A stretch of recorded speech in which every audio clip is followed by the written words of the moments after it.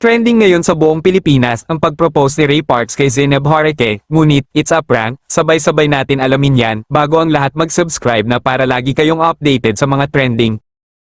Kahapon nga lang nayanig ang Zeneb fans dahil sa pa-surprised wedding proposal ni Ray para kay Zeneb. Ayon kay Ray, matagal niya nang tinangka na mag-propose dito ngunit naghahanap siya ng perfect timing para maging perfect ang lahat. Sa mga hindi nakakaalam, si Ray Parks ay kilala bilang basketball player at si Zeneb naman ay vlogger. Nakilala si Zeneb dahil marami ang humanga sa pagiging isang babaeng matapang dahil sa kabila ng lahat ng pinagdaanan niya ay nananatili pa rin siyang matatag. Mabalik tayo sa kasalukuyan. Sinasabing ang bonggang proposal ni Ray ay prank lamang. Panoorin natin ang mga ilang senaryo sa mismong proposal. Dito birthday ni Donna!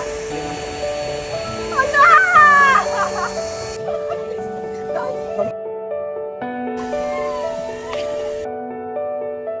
Ang lahat ay totoo, desidido talaga si Ray Parks sa kanyang desisyon, walang prank na naganap, at soon to be Mrs. Zeneb Jorge Parks. Masaya ang lahat ng pamilya ni Zeneb at mga kaibigan dahil deserve daw ni Zeneb ang ganon sa kabila ng lahat ng hirap at sakit na pinagdaanan. Kayo, anong masasabi nyo tungkol dito? Magkomento lamang sa comment section. Maraming salamat sa panonood, huwag kakalimutan mag-subscribe.